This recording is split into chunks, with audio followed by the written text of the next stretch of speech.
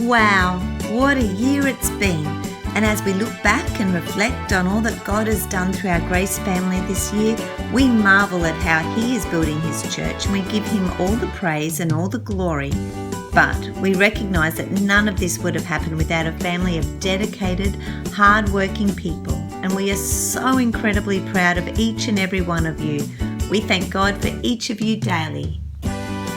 This year we have hosted 8 guest speakers, launched 2 new discipleship groups and a prayer journal, planted 2 new churches, renovated our kids' church in our creche area, built and ran an op shop, launched and hosted a streetwise pantry, built a flat, successfully secured a grant for a new kitchen, tidied up the venue and began work on the outside, had 3 community giveaways, hosted several major outreach events, sent 3 mission teams out west, cleaned the school buses for Maryborough State High, had 2 babies born and saw 2 couples engaged. Who would have thought on the 29th of January, when Cassie and I planned the calendar, that we could have achieved all of this? We have certainly fulfilled our calling to meet God, meet people, meet needs. Let's break the year up into these 3 areas and take a closer look at what 2019 looked like. Meeting God. Andre Lassour kicked the year off with a sermon on the 3rd of February, Tag You're It, tagging us to do all the things God has planned for us. Then the following Sunday, Peter Shirley reminded us that we're not human beings having a spiritual experience, we're spiritual beings having a human experience. This was a great way to start the year. Later that month, Kevin Mugford shared how he was set free from addiction. In our year of unprecedented miracles, we have already received a few miracles by March, but who could have forgotten Dr. Gunn's testimony of divine protection for his son? Later in March, our Grace girls flew to Sydney for the Colour Conference, where they were reminded they are seen, worthy and loved. April saw our first round of baptisms just before our Easter service. The A to A conference in April birthed the idea for our big, hairy, audacious prayer journal, which was launched last month. The Hendersons 242 Bible study kicked off in May. Josh launched the 242 discipleship group in October, and Tuesday Hangs morphed into a discipleship group in October also. We were encouraged by the Transformation guest speaker in May and challenged by Josh Carr's panel nights. Our youth have travelled to Boom Night, Empower and United We Stand, where they have come back transformed. The second half of the year saw Iron and Clay, Darren Hayho, Compassion Sunday, Na Anning. We celebrated Tony's baptism. We launched our Blackall Church in September and our Shanann Church in October. Not only did we meet God this year, but we also met people. Josh and Yvonne hosted our community giveaways.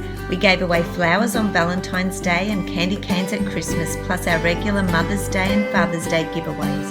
Graham visited some homes to have fellowship and communion with people. We trained our youth to be leaders at holiday programs. We sent a mission team to Kingaroy, Blackall and Beaudesert. We helped feed hundreds of mouths during NAPLAN. We hosted a successful holiday program and a family barbecue outreach in Maryborough. A young adults program was launched in June, and Graham had a trip to Blackall in the same month to discuss the idea of starting an A to A church in Blackall. We celebrated the engagements of Jared and Alana in July and Luke and Taylor in December. We rejoiced with the birth of Evelyn in August and Claire in October.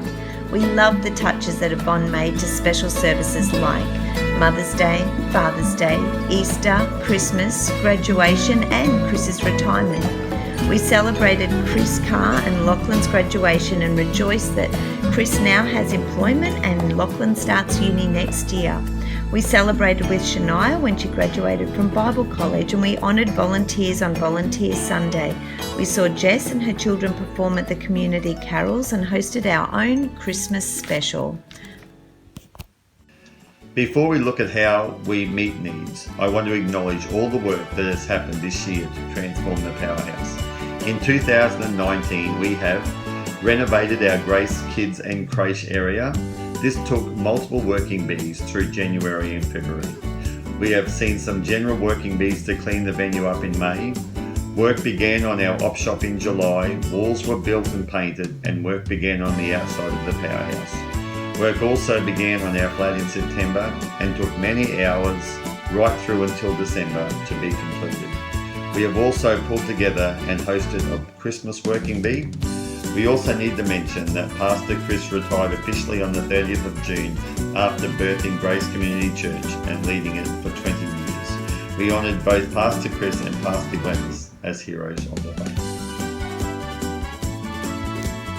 We credentialed Pastor Graham and Pastor Glennis in March this year to ensure that Grace would be in safe hands. In 2019, we met so many needs. We participated in a stationery drive for families in drought in January. We welcomed Chappie Kim to St. Helens State School and Grenville State School, and later Chappie Mark to Torbanley State School. We proudly hosted Chappie Sunday to raise much needed funds for school chaplaincy.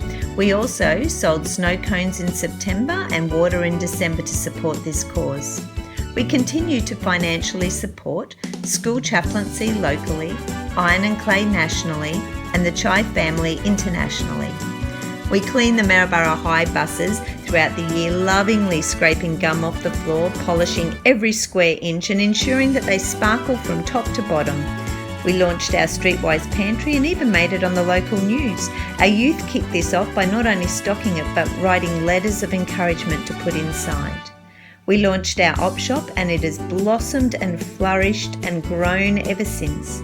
We rejoice when our black orchids prayed for rain. Well, the results were outstanding and they even made news headlines. Our youth have sponsored a compassion child.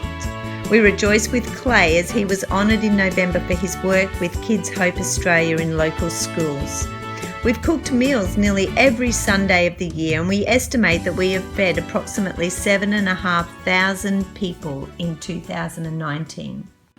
Wow, what can we say, but we are so very blessed at Grace Community Church. That is a huge year for such a small but dedicated group of people. All Graham and I can say is thank you. Enjoy a well-deserved break over Christmas. Rest in God, recharge in Him, and come back in 2020 with expectation and anticipation of what God will do. God bless and Merry Christmas.